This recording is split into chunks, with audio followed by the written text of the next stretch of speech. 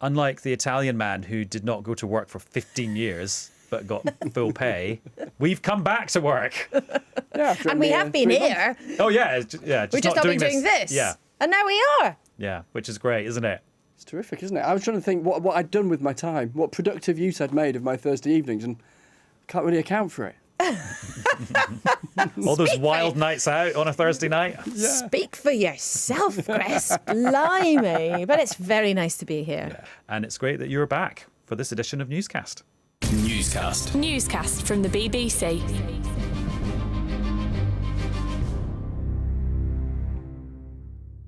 Hello, it's Adam in the studio. And Laura in the studio, 2 metres apart. And Chris, down the corridor, glad to be back in the socially distant layer of news.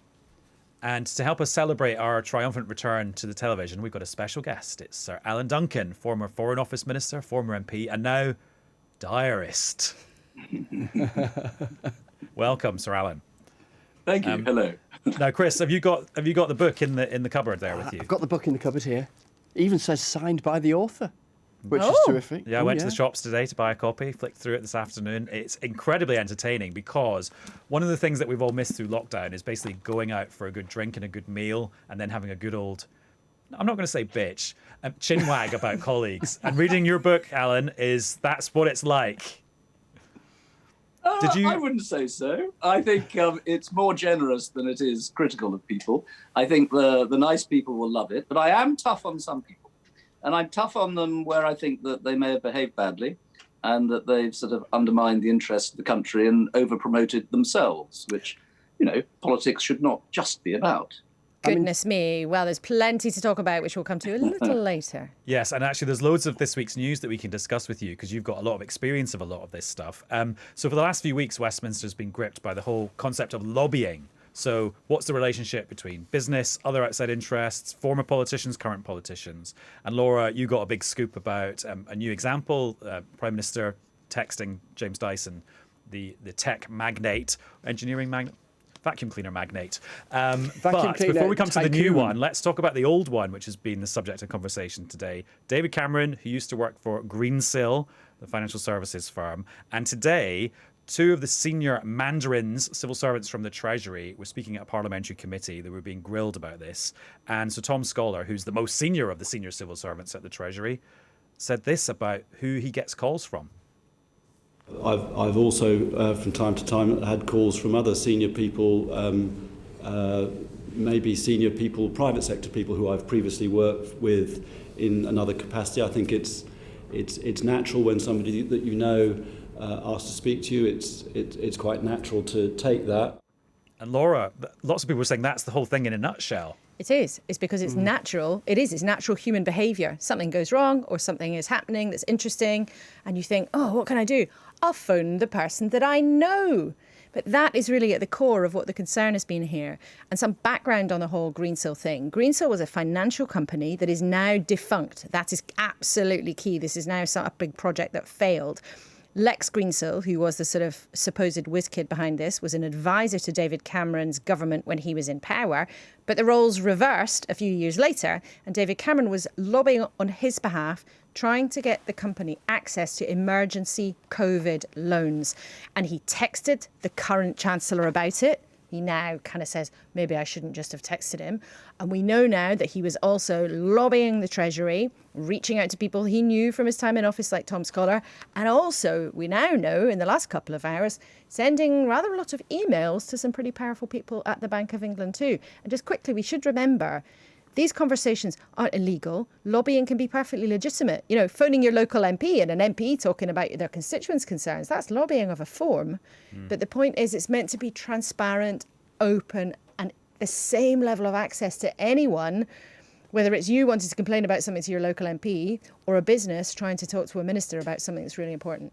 I suppose the curious thing, Laura, is the extent to which it's ever possible to regulate human interaction between people who know each other. But then the other element of this, and your story this week involving the vacuum cleaner tycoon, I saw him described in a newspaper, which made me laugh, of James Dyson, is that, well, we got to see the Prime Minister's text, and I guess that's always interesting.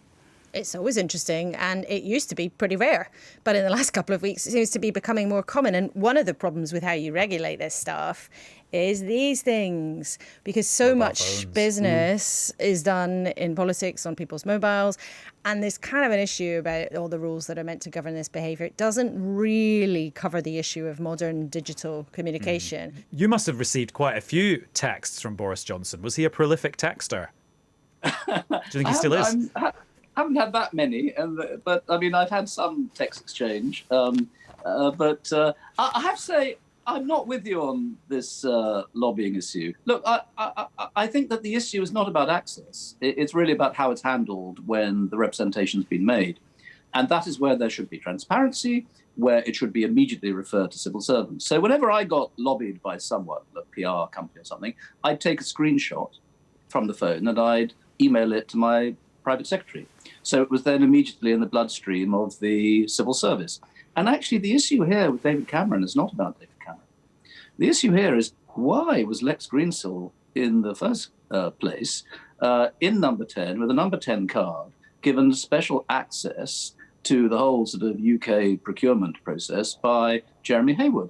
That's actually the mystifying side here.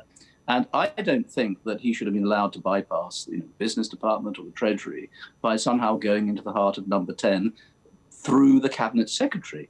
So I think that David Cameron is very much the sort of, collateral damage, if you like, here.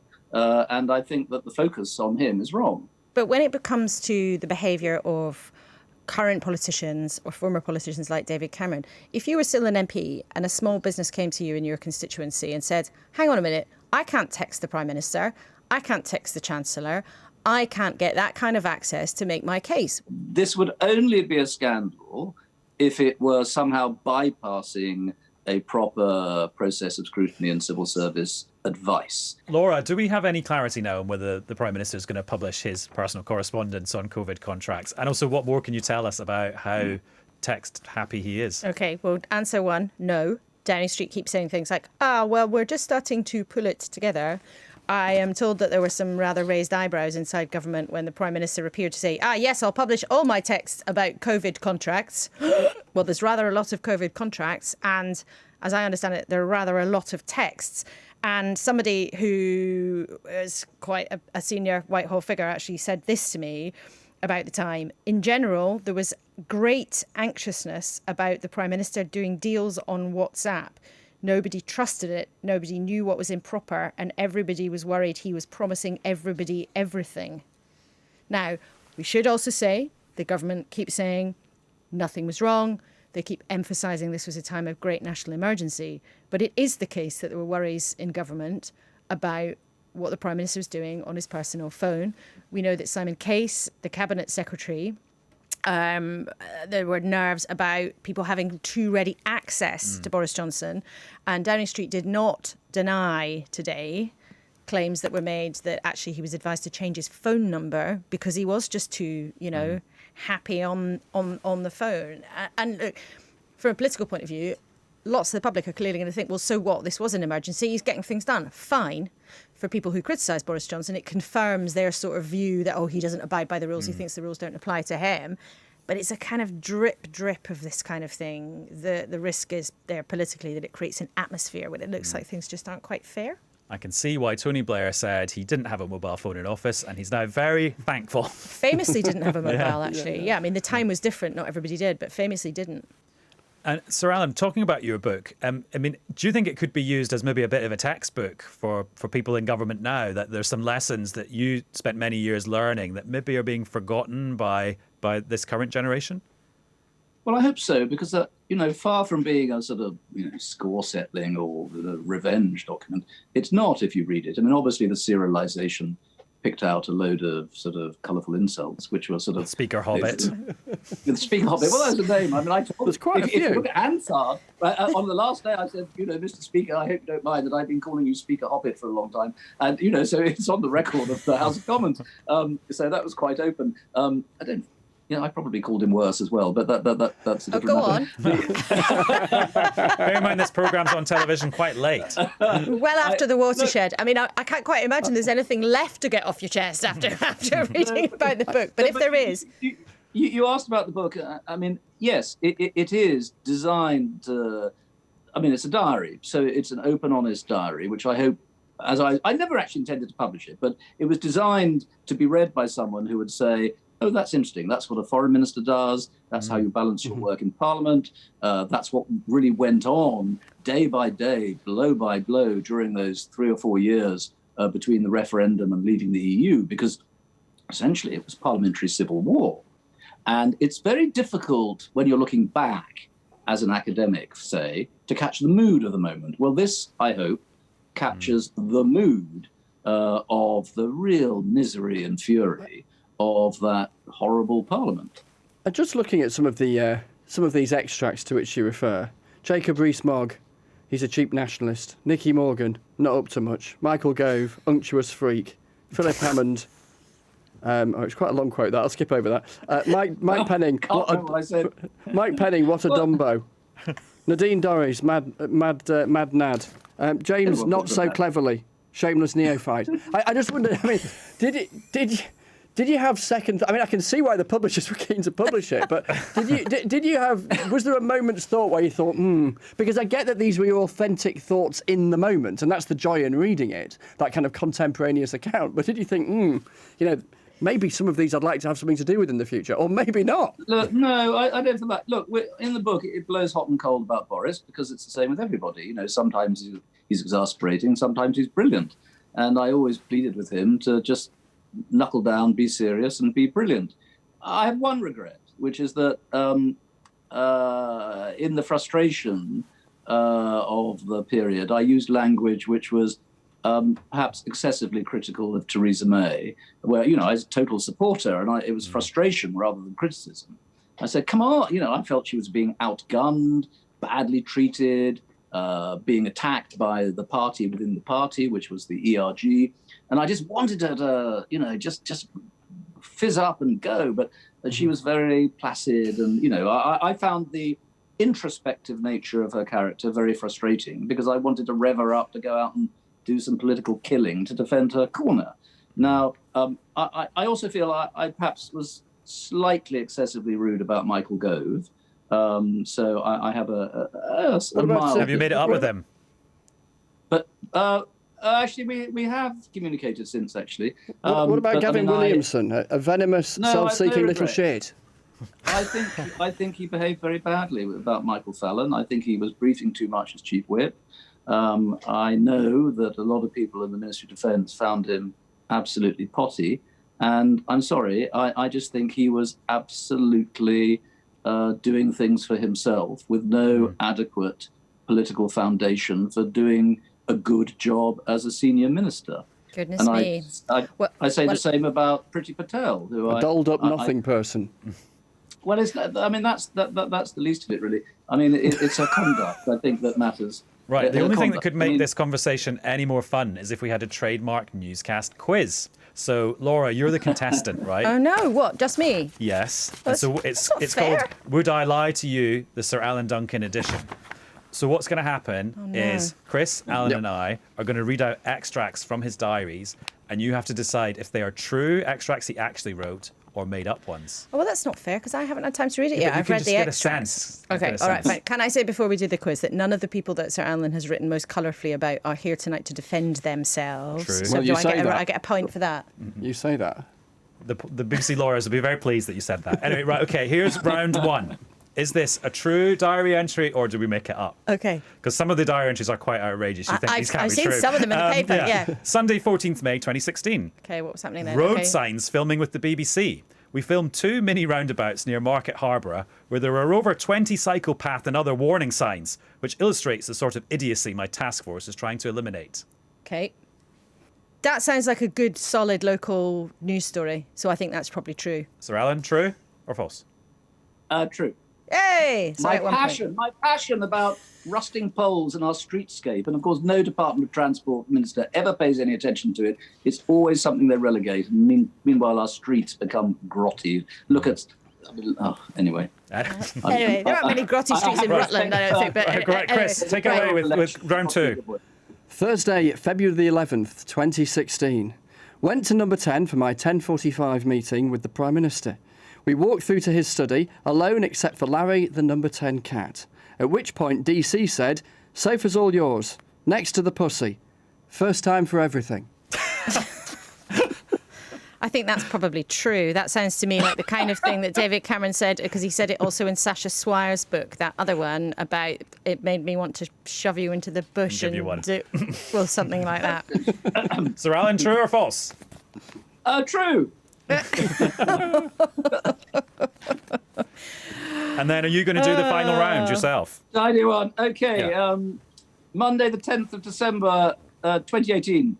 Nicholas Soames grabs my phone and says, "Tweeting's easy, look." At which point he tweets bollocks in reaction to Laura Kuenssberg's latest BBC tweet. He is a naughty boy. I think that's probably true as well. Well, you're in it. But because Nicholas Soames became, contrary to expectation, he became a sort of fantastically cheeky tweeter. Yeah, with mega long hashtags. With mega long, like, much hilarity. So can they all be true? That's the gag. They're all true, even though they sound outrageous. Actually, Laura, you may remember that I actually tweeted you and said, "Terribly sorry, it wasn't actually me." Well, Sir Alan, thank you very much for joining us. Thanks for some very entertaining diaries. And would you like to give us a cheers with that sneaky wine glass that's hidden just out of shot? You spotted my sneaky wine glass. Did you need it to get through it? Thank you, Sir Alan. Cheers. Cheers. Much love, and See you at the book signing soon. In the thick of it. This is the launch party. Yeah, it is. Huge news in the fight against climate change today, with Joe Biden, the US president, hosting this virtual summit of loads of leaders from around the world and making a pretty big pledge about what the US is going to do to its carbon emissions. The United States sets out on the road to cut greenhouse gases in half by the end of this decade. That's where we're headed as a nation. And Laura, this is off the back of some quite hefty commitments by the UK this week. That's right. And just in terms of Joe Biden, it is a big change, right, from the previous administration. So something that the Democrats talked about a lot in the campaign. And there's a big switch in terms of the American direction. But you're right, earlier this week, and actually it leaked out before the government wanted it to, but the UK also made a commitment to speed up its commitment to cutting carbon emissions in this country. So Boris Johnson also has the context of this big climate summit coming up in November, COP26 in Glasgow, which is a huge test of the promises that countries have already made. But what the UK government hopes to do, hand in hand with the US really, is start pushing other nations to start being more aggressive in that fight against global warming. No, it's really exciting because we're joined by one of the people who was there when they negotiated the Paris Climate Change Agreement, which is the basis for all the stuff that's happening around at the moment about climate change. It's Christiana Figueres. Hello. Hello to all three of you. Thank you for having me on a very exciting day. Well, yeah, I mean, just hearing Laura talking about what Boris Johnson is doing, hearing Joe Biden in his own words, I mean, how excited are you? I'm very excited, honestly. The United States, as we know, has been preparing this new pledge for quite a while. In fact, since Biden took the White House, and this stepping forward with 50 to 52 emission reduction cut by 2030. It's the largest additional national reduction proposed in this round of climate target updates. It really is a complete switch, 180 degrees different from where we were under the previous administration. And does it make Boris Johnson's pledge, which is bigger as a percentage but much smaller as an actual amount of carbon, look a little bit small now? No. This is really not about comparing and seeing who's smaller. This is actually about comparing and seeing how we're moving forward. The point is that every country starts from where they are. And the important thing is to hear each of these country leaders moving forward. Now, we do have a deadline here. The immediate deadline is 2030. That may not sound like very immediate, but if we don't start putting in the policies, the regulations, the emission reduction efforts right away, we're not going to get to 2030 with half the emissions. So that's why it's so important that these leaders, by and large, with very few exceptions this morning, have actually taken 2030 as their reference point. That in and of itself is a huge step forward. I just wonder for a newscaster listening or watching our podcast, what all these promises actually mean, how countries go about trying to deliver them, and what consequences it has for the ordinary person in the street in terms of their day-to-day life.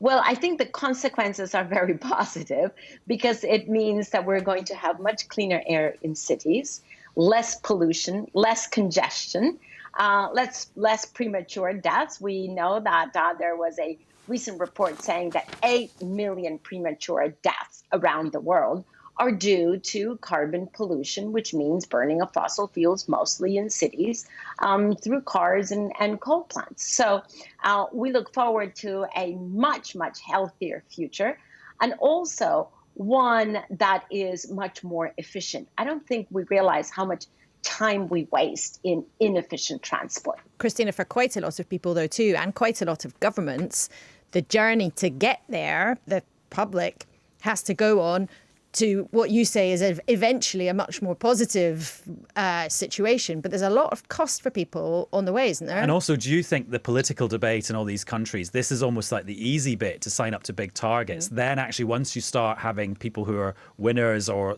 maybe even losers, it gets all a bit more complicated to bring the public with you. So once we realize that actually we will have much better life, much better health, at the end of this, I think we're going to have more and more people coming along. I used to live in London and I very much miss public transport, but I do know that most of the buildings and schools and offices in London are pretty old, beautiful, historical buildings that are, however, totally inefficient. So insulating homes, buildings, offices actually cuts down on your energy bill and makes living or using those buildings much better. On the food systems, we have delayed way too long the transition over to plant-based protein that is much better for us, much better for our health, and certainly much better for the planetary health. So I think gone are the days in which we say, well, this is a huge cost, this is a burden. We're actually turning the page on that and realizing a decarbonized economy, a decarbonized life is much better for us. Having said that, we have to really be very, very mindful of those homes, families, and individuals that currently depend on the fossil fuel industry. And that is what we call the just transition. We have to be able to provide alternatives to those people and not leave them behind. As you were just touching on there, you are advocating pretty significant changes to people's lives. People who might love going for a burger, giving it up to eat something vegetarian. Where do you strike that balance between being sunny, being optimistic, and then just some home truths about the scale of changes that are needed? I don't see what the sacrifice is of going in and ordering a plant-based burger that tastes. Well, I do. I quite like a beef burger, and it's more expensive. I find. Well, then you have not tasted the alternatives, because you can have your burger that tastes like meat, smells like meat, looks like meat, has the structure, but doesn't have. Jokes aside, though, it's taking choices away from people, isn't it? No, it's actually opening more choices for people. It is actually being a much, much better, yes, absolutely, a much better society. Not if you're telling them they can't have something that they currently have. Do you think people will really see it as giving them more choice?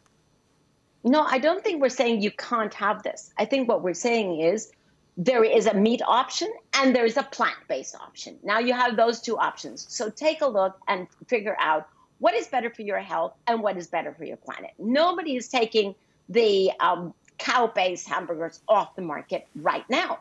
They're still there. We're opening options up so that people can take much more control of their health and of their daily behaviors. Now, you've got a lot of experience of sitting in the big chair at the summit, and you've become a bit of a global superstar in this world as a result. Is Alok Sharma, the current COP chair, going to become a global superstar? Is he going to do as good a job as you did in the chair? Does he get good reviews? You know, Alok Sharma, I'm speaking to you today from Costa Rica, and we had the pleasure of having Alok Sharma here in Costa Rica just a few weeks ago, and I had a very, very long conversation with him, I think 4 hours, in which we reviewed all of the preparations that he is having for COP26, and I was impressed. I was impressed how, even under very trying circumstances, because of the difficulty of travel and communicating directly with people, how well thought out everything is from here until COP26, how he is actually making this huge effort to be able to do some limited travel, but to key countries and bring everyone on board. Now, Christiana, this is going to sound like a ridiculous question, but this week in the UK, we've been obsessed with vacuum cleaners for various reasons. Do you think we're going to have to get rid of vacuum cleaners? Should we just all have wooden or stone floors or tiled floors so you don't have to use any electricity, Dustpan and brush. sucking up dust? It'd be very cold. Okay, this is one of the moments in which I wish I were still in London so I could know what you're talking about. Okay, don't worry. It was a dreadful segue I was trying to do to another item, but it hasn't worked, and that's quite trademark for us. Maybe we should leave it. Maybe we should leave it there. It's going to be very, very interesting to see how the government actually manages all of this. They're going to have to also deal with Nicola Sturgeon in Glasgow. If the Scottish government, for example, said actually they didn't want bits of it to go ahead, but we know Boris Johnson wants to create this sort of big feel-good moment. A bit apparent. I'm told he keeps texting people saying, "I want it to be like the Olympics. I want it to be like the Olympics." Like a national moment where people come together and makes feel good. But just very briefly, one of the interesting things is the UK's role was actually described to me as being a bit like the wedding planner, right? This is the coordination. They're trying to get everything all sorted in advance. It's not quite the same as a sort of political leadership. So it's quite an interesting thing. It'll be fascinating to see and fascinating to hear from you. I would actually have a very different view on that one. Actually, it's the other way around. A lot of the logistics and the preparations are in the hand and the responsibility of the Secretariat, the Climate Secretariat that I used to head. The political strategy is one that the COP presidency defines and designs, and then is helped by the Secretariat to implement that. So let's not call the UK a wedding planner at all. This is very much about the diplomatic acumen that the UK has in order to bring everyone on board, helped hugely by the Biden summit today, as well as more opportunities that will be on the calendar, such as the G7, the G20, and other meetings that will also help. Christiana, thank you very much. Now, also in COP-related news, the Prime Minister's press secretary, Allegra Stratton, who is going to be hosting daily televised briefings from the brand spanking new television suite in Downing Street, which we saw pictures of. There was a little Henry Hoover stuck in the corner, which has been moved away. Very energy efficient, I'm sure. So she's actually not going to do the daily briefings, and she's going to go and be the spokeswoman for the COP conference instead. What's that all about? Well, the bigger news is not that she's going to COP, it's that these briefings are not happening at all. And the government spent more than the government off being scrutinised every day on camera. I don't get it. Chris, really? This was a surprise to almost no one in the Westminster Village. It was meant to be a big, exciting new thing, but there were people with very strong views who have big jobs, shall we say, who thought that actually as time went on, it felt like this was going to be a bit of a hiding to nothing. So they're binned. But the big blue room is still going to be used for ministerial briefings. So the government says that 2.6 million quid was still well spent. But it's one of these things. Comes around every now and again. People think about doing it and then they think better of it. I can't imagine why. So the daily briefings will not be on your TV screens, unlike us, who will be on your TV screens every Thursday again. Thank you so much for watching and listening. We'll be back with another episode very soon. Bye. Bye. Newscast. Newscast from the BBC.